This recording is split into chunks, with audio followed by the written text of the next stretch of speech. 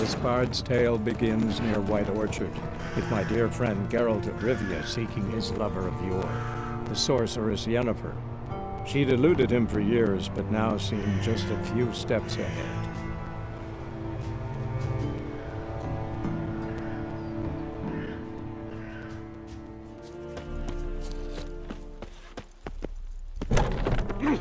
Make way!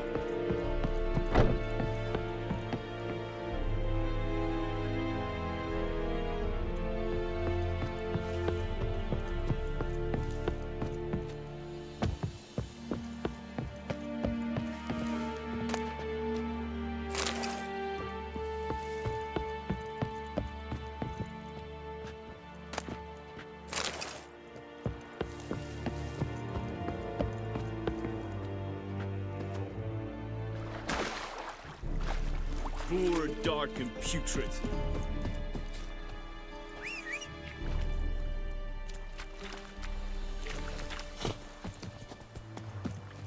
That's it, Roach.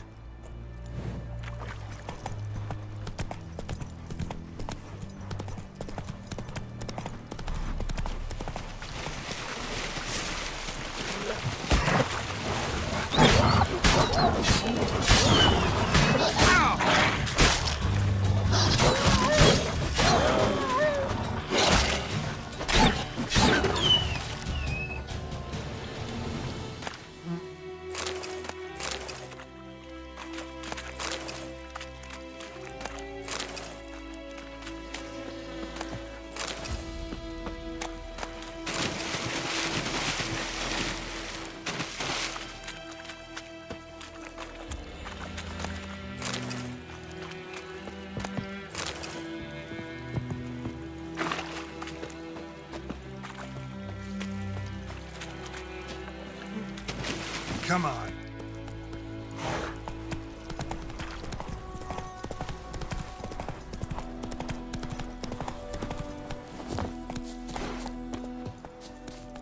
Anyone home? Must be out hunting.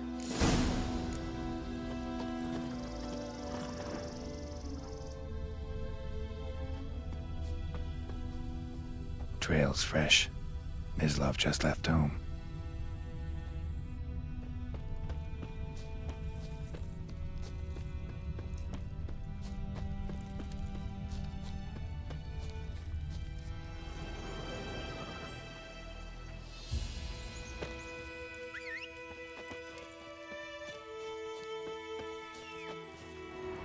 You, Mislav? Shh!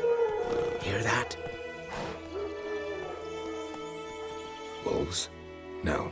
Wild dogs. Yes. More dangerous than wolves. I'm hunting bigger game. The Nilfgaardians the Griffin killed. Where'd you find them? Ah, I see. You a witcher. That monster slayer they's talking about in the village. I'll show you, sure. But, I gotta kill those mutts before they hurt someone. Will you help? That is, if you don't mind blunting your silver blades on them. Sure. Griffin's not going anywhere. No. Dogs might, though. So step careful now. Come on. These dogs been a problem for a while now. Since the war started. Soldier on the march. He'll stop to rape a woman, strangle her, kill her man for a chuckle, even butcher a cow. But a dog, a kick-in pass-in, no more. So these stray mutts form packs. They're gaunt, guts stuck to their spines, covered in scabies. Too late. Attacked another one.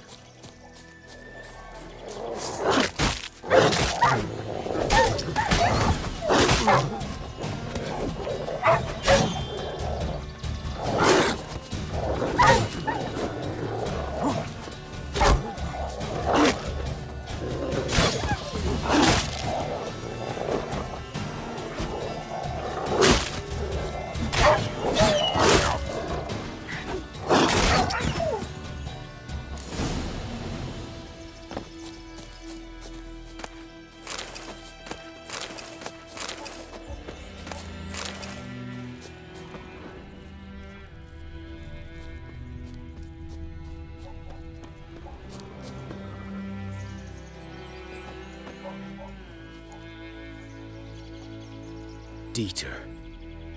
You know him? We served at the Lord's Manor together, where the Black Army's encamped now. He was a stable hand, I was the Lord's hunter. But that was before.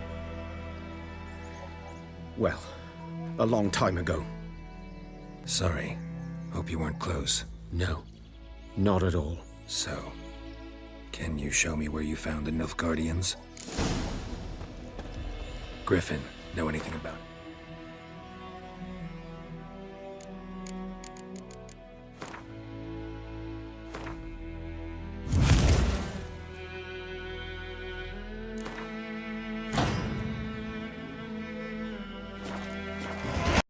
Not much.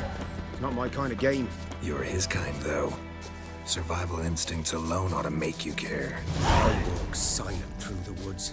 No griffin can hear me nor spy me.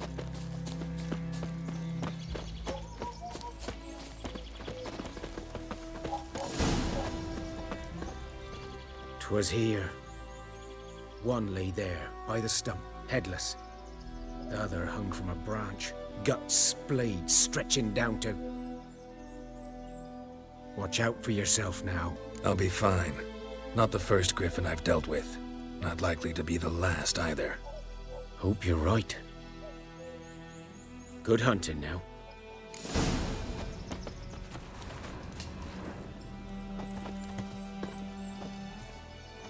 Nilfgaardians were celebrating. Griffin interrupted them.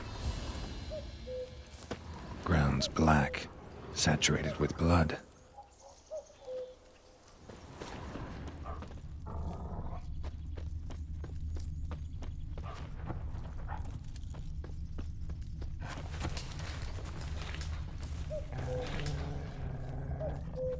A camp.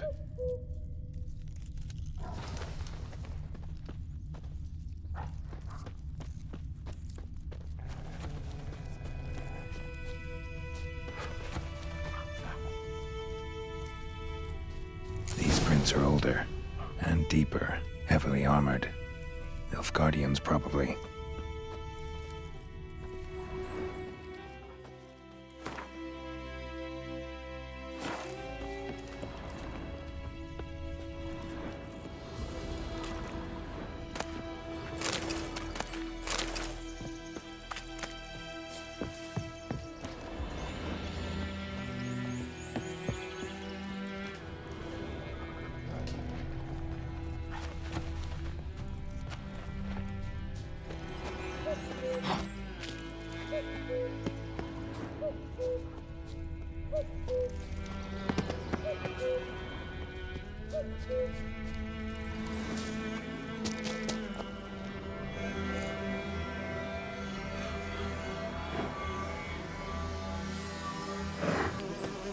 Griffin's nest.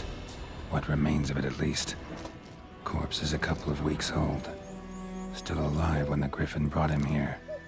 Took a long time dying. Female.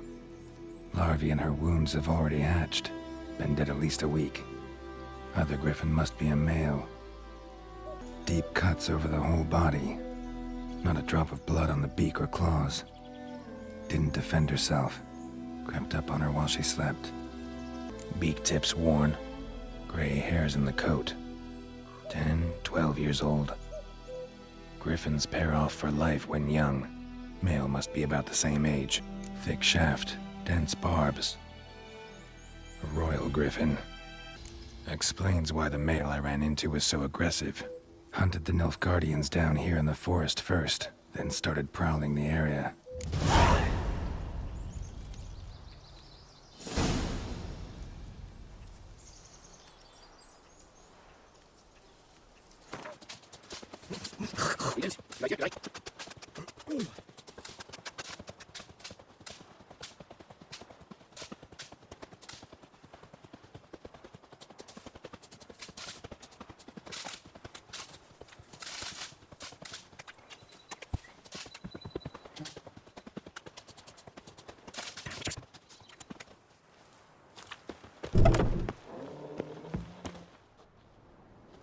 Bad time. Not at all.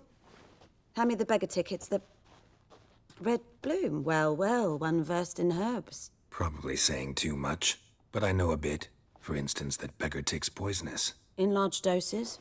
Small ones soothe pain and bring forth pleasant dreams. Which is all I can hope to do for her. Griffin do that to her? Delina. Yes. Attacked her at night. She was walking in the woods. At night? Through the woods? In wartime? Eating a boy. The young, you know, do foolish things for love.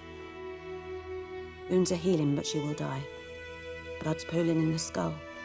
Nothing my bruise can do to help. I've agreed to kill the Griffin. No more victims after I do. There will be, of course. With the Griffin gone, others will kill in its stead. Monsters, or men. So what do you think I should do? Ply your trade. But don't think you can change anything. Looking for buckthorn. Know if it grows anywhere around here? Bottom of the river, where the channel's widest. But you do know that once out of the water... It'll stink worse than a week-old carcass. Counting on it. Oh yes, the Griffin. Might have guessed.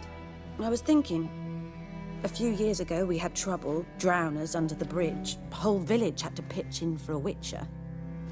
Who now can afford the bounty on a Griffin's head? Captain Peter Sars, something.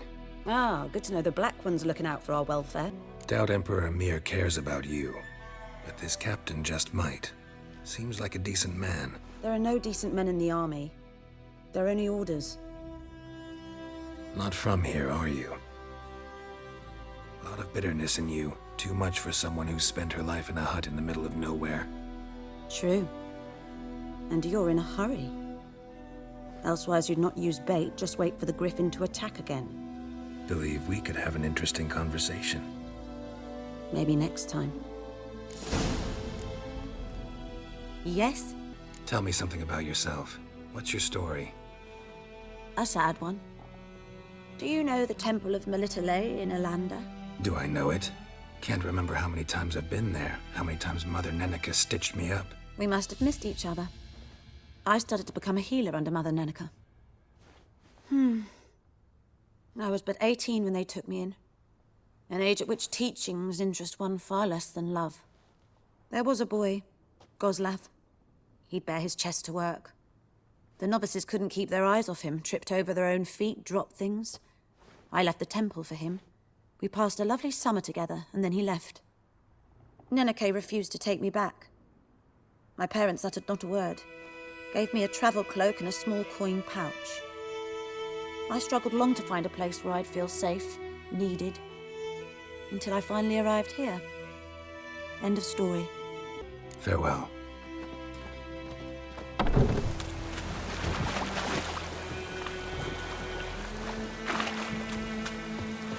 Something moved. Hey! Anyone home? Lost your key, ma'am? No, not me key. Me pan. It's always sat there empty, this hut. That is, till the night afore the battle. A man arrived. Walked right in like 'twere his own. Was standing at the window, peering at the goings-on. He must have known. 'Cause next I knew, there he was, coming my way. So, I grabbed me pan, for protection, see? But he just asks all polite. Gran, got any birch bark by chance? Lilac berries or even a few coals? Nay, says I. And you must be right daft to pester folk at night with such foolery. But I sees you listening, just staring at me pan like a magpie at a copper. Lend it to me, Gran. I'll give it back come morn. He's right baffled for what's he doing, frying in the dark. But I've got a soft heart, so I gave it to him. Interesting. What happened then? Afore dawn, another rode up to the hut. But come morn, only the first fella left, locked the door, hopped on his horse, and that were all I saw of him, and me pan. 'Twere old, black with soot, not worth much, I suppose, but I've no other. Will you help me, dearie? Bring an old widower pan. I could never break down that door myself.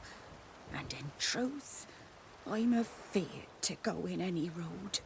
Such a stench wafting out. Methinks the other fellow, well, that he's lying there. Never taken on a pan contract. Fine, I'll go in, look around. You should wait here, just in case.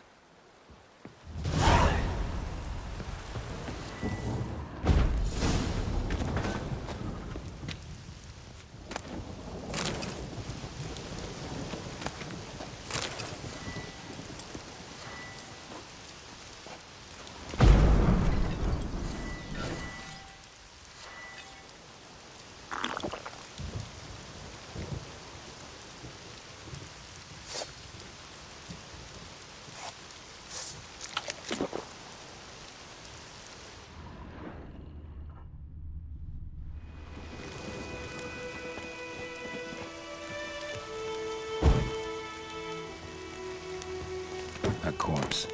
Explains the stench.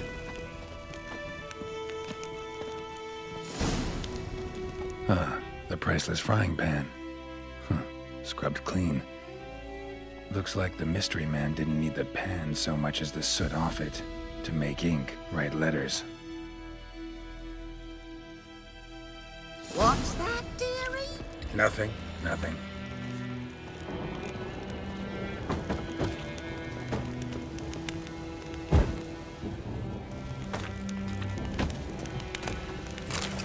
His throat. He was garroted. And some old scars. Kinda soldier might have. But when I gab to myself, they say I'm going barmy.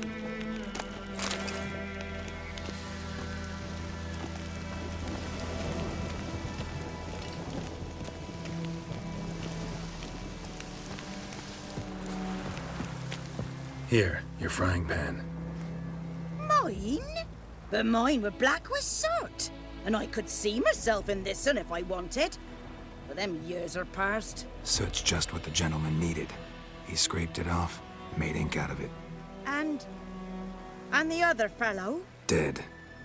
Round up a few boys and bury him outside the village. Deep, so the necrophages don't dig him up. And take my advice. Don't mention this to the Nilfgaardians. Hang about! You've earned a token of thanks. Here, sonny, for the road.